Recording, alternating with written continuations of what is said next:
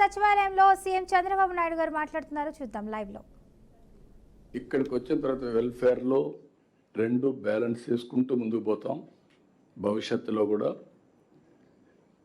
Different countries different profiles maintain చేస్తున్నాయి ప్రపంచం మొత్తం.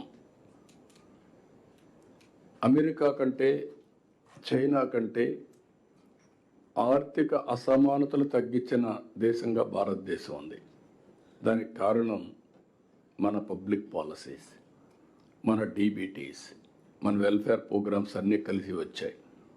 Europe is different, America is different, China is different today. But పొలిటికల్గా కొంతమంది communist governments, కొంత డెమోక్రటిక్ గవర్నమెంట్స్, కొంతమంది రూలర్స్ ఉండొచ్చు, కానీ పబ్లిక్ పాలసీస్ వల్ల ఆ దేశం యొక్క ప్రొఫైల్ మారుతుంది. అందుకే నేను చెప్పే ఇక్కడ పబ్లిక్ పాలసీ ప్రకారం ఆర్థిక అసమానతలు తగ్గించే విధంగా నిరంతరం మనందరం ఆలోచించాల్సిన అవసరం ఉంది. That is the best way for India. Highest population in the world 143 crores as on today. It will go up to 160, 165.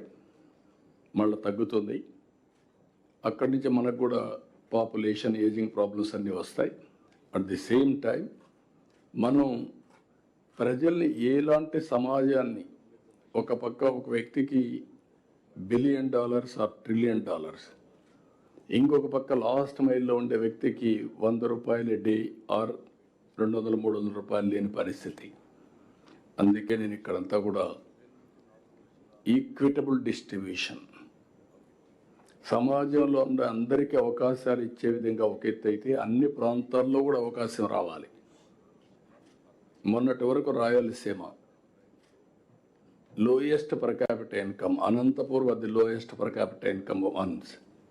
Now Anantapur better then Konaseema. ఎందుకు జరిగింది ఇది అనుకుని మీరు ఆలోచిస్తే, ఒక water is a game changer. Water వచ్చింది, policies, public policies are important. మళ్ళీ మాట్లాడుతున్నా. 25 సంవత్సరాల కంటే ముందు ఒక ఐటీ గురించి మాట్లాడాం. ఈరోజు ప్రపంచం మొత్తం ఐటీ ప్రొఫెషనల్స్ ఉన్నారు. Indians every 4 1 is an Indian. Among Indians every 4 1+ is from Andhra Pradesh, 30%. ప్రపంచంలో ఏ దేశానికి పోయినా హైయెస్ట్ పర్ క్యాపిటల్ ఇన్కమ్ తెలుగువాడు. ఇక్కడ సౌత్ ఇండియాలో lowest per capital income Andhra Pradesh. Telangana highest per capital income in India. Because of bifurcation ఆ బెనిఫిట్ అక్కడ వచ్చింది. ఇక్కడ మనకు వచ్చిన కొన్ని ఇబ్బందులు ఎన్నోసార్లు మాట్లాడుకున్నాం. బైఫర్కేషన్ ఒక యాంగిల్ అయితే, ఆ తర్వాత వచ్చినటువంటి 5 సంవత్సరాల పరిపాలన కొంత ఇంకా డిట్రియేట్ అయ్యాం. ఇప్పుడు దీంట్లో మీరు ఒకసారి చూసినప్పుడు, నేను ఎప్పుడు వచ్చినప్పటి నుంచి కూడా నేను ఎప్పుడూ మాట్లాడేవాడిని. రాయలసీమలో ఫస్ట్ టైం డ్రిప్ ఇరిగేషన్ ప్రయోగించాం. ఈరోజు రాయలసీమలో ఆ డ్రిప్ ఇరిగేషన్ వల్ల హార్టికల్చర్ని ప్రమోట్ చేశాం. ఈ రెండు డెడ్లీ కాంబినేషన్. ఎప్పుడైతే నీళ్లు లేని ప్రాంతంలో నీళ్లు ఇచ్చాం, నీళ్లు తక్కువ ఉన్నాయి, నీళ్లు తక్కువ ఉండే సమయంలో డ్రిప్ తీసుకొచ్చాం. 1 acre 2.5 acresకి ఇచ్చింది. నీళ్లు లేనప్పుడు పోలవరం ప్రాజెక్ట్ స్టార్ట్ అయింది. 5 ఏళ్ళు పడుతుంది, ఇప్పుడు 10 ఏళ్ళు పట్టింది. ఈ 5 సంవత్సరాల్లో ఏం చేయాలని ఆలోచించి ఒక్క సంవత్సరంలో పట్టిసీమ పూర్తి చేసి, పట్టిసీమ నీళ్లు కృష్ణాకు తీసుకొచ్చి, కృష్ణాలో వాడే నీళ్ళని సేవ్ చేసి శ్రీశైలం నుంచి రాయలసీమకి ఇచ్చాం. That is only single day. మీకు ఏ విధంగా వస్తాయో ఇంపాక్ట్ అనేది మీరు గుర్తుపెట్టుకోవాలి. ఈరోజు వర్షాలు పడ్డాయి. మొన్న 100 డేస్లో అంద్రే నీవా పూర్తి చేసి 738 కిలోమీటర్లు తీసుకుపోయి కుప్పానికి నీళ్ళు ఇచ్చాం. అక్కడ అన్ని చెరువులు నీళ్లు పెడుతున్నాం. ఈరోజు ఎంత ఆనందం అంటే, ఈసారి వర్షాలు పడ్డాయి. 90% రిజర్వాయర్స్లో నీళ్లు ఉన్నాయి. అది 95 కూడా పోతుంది. నేను వాటర్ సెక్యూరిటీ మాట్లాడా. గోదావరిలో ఇప్పటికి కూడా కొన్ని వేల టీఎంసీ నీళ్లు సముద్రం లేకపోయినాయి. అదే సమయంలో కృష్ణాలో కొన్ని వందల టీఎంసీ, అవి కూడా వేలై ఉంటాయి. ఇప్పుడు కడాని ఎప్పుడూ పారనటువంటి పెన్నా కూడా ఫ్లడ్ వచ్చింది. ఇప్పుడు ఈరోజు మీరు చూస్తే సోమశిలకు నీళ్ళు ఇచ్చిన తర్వాత పెన్నా ఫుల్ అయ్యి సోమశిల పూర్తయి పెన్నా ద్వారా సముద్రంలోకి నీళ్లు పోయే పరిస్థితి వచ్చాయంటే పెన్నా రివైవ్ అయింది. కృష్ణా గోదావరి బ్రహ్మాండంగా వాడుతున్నాయంటే దట్ ఈజ్ నథింగ్ బట్ వరుణదేవుడు కరుణించాడు, మనం సద్వినియోగం చేసుకున్నాం. మీకు ఎందుకు ఈ విషయం చెప్పానంటే అది కూడా వచ్చినప్పుడు డిస్కషన్ కోసం ఒక ఎగ్జాంపుల్, ఒక పబ్లిక్ పాలసీ ద్వారా వీ కెన్ ట్రాన్స్ఫార్మ్ టోటలీ. ఇప్పుడు దేశంలో కల్లా మనం నెంబర్ 1లో ఉన్నాం అగ్రికల్చర్. చిన్న చిన్న ప్రాబ్లమ్స్ ఉన్నాయి, ఆ సబ్జెక్ట్ చోటు నేను మాట్లాడతాను. అక్వా కల్చర్కి ప్రాధాన్యత ఇచ్చాం, వాణిజ్య పంటలకు ప్రాధాన్యత ఇచ్చాం. వాణిజ్య పంటల్లో కొన్ని సైకిల్స్ వస్తున్నాయి. ఆ సైకిల్స్ హ్యాండిల్ చేయాలంటే సమర్థవంతంగా మనందరం పనిచేసే తప్ప ఇది సాధ్యం కాదు. లాంగ్ టర్మ్ సస్టైనబిలిటీ రావాలి. That subject I will talk there. ఇక్కడికి వచ్చినప్పుడు ఫైనల్గా మీ అందరికీ 7 సబ్జెక్ట్స్ ఈరోజు తీసుకున్నప్పుడు క్రూషియల్ జిఎస్టిపి నెంబర్ 1, నెంబర్ 2 సమిక్షేమం empowerment. It is a continuous process. All collectors మళ్ళీ రిక్వెస్ట్ చేస్తున్నా, రూల్స్ ప్రకారం లేకుంటే మీరు బ్యూరోక్రటిక్గా ఆలోచిస్తే everything will be very smooth on paper. Human యాంగిల్లో ప్రజలతో మమేకమైతే మీకు చాలా వాస్తవాలు వస్తాయి. All collectors has to go to the field, interact with people. ఏదైనా కానీ మన పాలసీ లోపాలు ఉంటే అమలు చేయడంలో then and there itself you have to correct it. నేను ఇప్పుడు మీరు చూస్తే రెగ్యులర్గా మీటింగ్లు పెడుతున్నాం. 15 days cabinet meeting, no compromise. 1 year 25 meetings పెట్టాం. సెకండ్ ఇయర్ 6వ మీటింగ్ మళ్ళీ రేపు 18కి పోస్ట్ చేసాం. అదే మరి ఎస్ఐపిబి ఇప్పటికి 25 పెట్టాం. ఎస్ఐపిసి 25 పెట్టాం. ఇది 4వ కలెక్టర్స్ కాన్ఫరెన్స్. 5 ఏళ్లలో 20 కాన్ఫరెన్స్లు పెడతాం. 125 క్యాబినెట్ మీటింగ్స్ అవుతాయి. మీరు 3 నెలలకు ఒకసారి జిల్లాలో ప్లానింగ్ బోర్డు కూర్చోవడంలో అవసరమైతే ఇంకా ఎక్కువ కూర్చుని, అంటే ఇది లగ్జరీ కోసం కాదు, డిస్కషన్ కూడా జరగాలి, ఇన్వాల్వ్మెంట్ కూడా చేయాలి. అక్కడి నుంచి మీరు ఎక్కడ లోటుపాట్లు ఉంటే దాన్ని ప్రిపేర్ అయ్యి కరెక్ట్ చేసే పరిస్థితి రావాలి. అది కూడా మీరు వర్కౌట్ చేసుకోవాల్సిన అవసరం ఉంది. రెండోది, పబ్లిక్ పాజిటివ్ ఫీడ్బ్యాక్ తెప్పిస్తున్నాం అన్ని సర్వీసులు. ఈరోజు మనం సర్వీస్ అన్ని ఇస్తున్నాం ఆన్లైన్.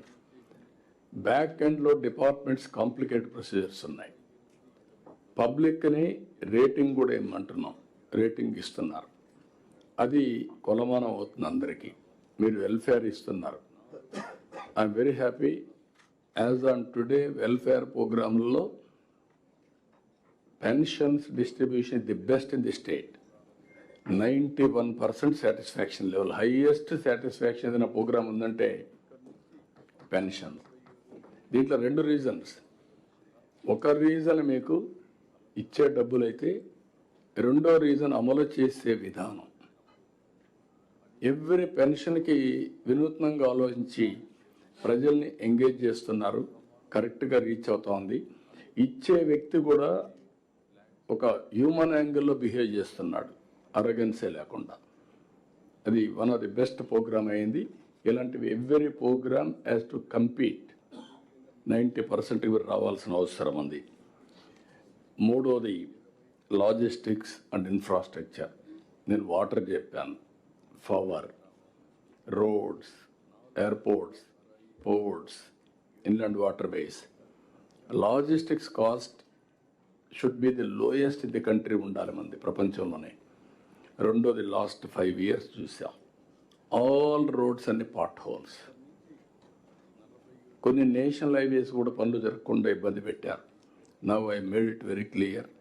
మీరే చూస్తారు, all national highways nobody should intervene. It is going on very well. మీరు ఇక్కడ collectors are having a role, land equation ఇవన్నీ పర్ఫెక్ట్గా చేయాలి. స్టేట్ హైవేస్ కూడా పర్ఫెక్ట్గా తీసుకొస్తాం, ఆ విషయం కూడా గుర్తుపెట్టుకోండి. పార్ట్ హోల్ అనే మాట ఏ రోడ్డు మీద ఉండడానికి వీలు లేదు. Every roads over a period of time it must be perfect. National international స్టాండర్డ్స్కి వెళ్తాం. ఆ సబ్జెక్ట్ మనం డిస్కస్ చేస్తున్నాం. హెల్త్, ఎడ్యుకేషన్, సంజీవని ఇవన్నీ తీసుకొచ్చాం. ఎడ్యుకేషన్లో కూడా mega teachers day, parents teachers day పెట్టాం. వేరియస్ ఇన్నోవేటివ్స్ ఉన్నాయి. ఎక్కువ మనం హ్యూమన్ రిసోర్స్ డెవలప్మెంట్ పైన కాన్సన్ట్రేట్ చేయాల్సిన అవసరం ఉంది. దీనిపైన కూడా ఆల్ కలెక్టర్స్ ఆ సబ్జెక్ట్ వచ్చినప్పుడు మీరు ఒక ఐడియా వస్తుంది మీకు. Next Swachh Bharat, Swachh Andhra Pradesh, circular economy, Panchayati Raj మిత్రులు Pawan Kalyan garu, Narayana garu, municipal administration, all departments. ఈ సర్క్యులర్ ఎకానమీలో ఇండస్ట్రీ అందరూ భాగస్వాములు కావాలి. Net zero is our concept. Green ఎనర్జీకి వెళ్తాం. గ్రీన్ ఎనర్జీకి వెళ్ళినాక పొల్యూషన్ ఫ్రీ వచ్చే పరిస్థితి రావాలి. ఇక్కడే మన ఆర్టీజీఎస్ అవేర్ వ్యవస్థ తీసుకొచ్చారు. They are going to measure 42 parameters real time. అది కూడా మీకు ఎక్స్ప్లెయిన్ చేస్తారు. Data is available real time. మీ డేటా ఫైల్లో వస్తుంది. Artificial intelligence is available. Decision making కూడా అదే మరిగా ఉంటుంది. ఈ స్వచ్ఛ ఆంధ్రప్రదేశ్ వచ్చినప్పుడు మీకు ఆ కాన్సెప్ట్ అంతా వస్తే మీకు ఒక ఐడియా వస్తుంది. Will explain. IT and IT enabled సర్వీసెస్లో నెక్స్ట్ లెవెల్కి వెళ్తాం. నేను ఇప్పుడు కొన్ని టచ్ చేశాను. మళ్ళీ ఆ సబ్జెక్ట్ వచ్చి మీకు ఒక ఐడియా వస్తుంది. ఇది కాకుండా revenue receipts and revenue department and regulatory departments ఇక్కడ చాలా ఎఫెక్టివ్గా పనిచేయాల్సిన అవసరం ఉంది. రెవెన్యూ హిస్టారికల్, ఎందుకంటే మనందరికీ ఆస్తి అనేది ఫండమెంటల్ రైట్, రాజ్యాంగం ఇచ్చిన హక్కు. అలాంటి ఫండమెంటల్ రైట్ కూడా దెబ్బతీసే పరిస్థితి, మన ఆస్తి వేరేవాడు రాసేసుకునే పరిస్థితి, లేకుంటే ఈ ఆస్తి ఇష్టం లేకపోతే గవర్నమెంట్ ఆస్తిని రికార్డు మార్చేసే పరిస్థితి. ఎంత గందరగోళం నా జీవితంలో ఎప్పుడూ చూడలేదు. చాలాసార్లు మీకు చెప్పాను. రెవెన్యూ మినిస్టర్కి క్యాబినెట్ సబ్ కమిటీ వేసాం. CCLA అండ్ రెవెన్యూ సెక్రటరీ గారు, she is doing good work, but you have to take to the logical conclusion, then only I will appreciate you. Zero problems వచ్చినప్పుడే అప్రిషియేట్ చేస్తాను.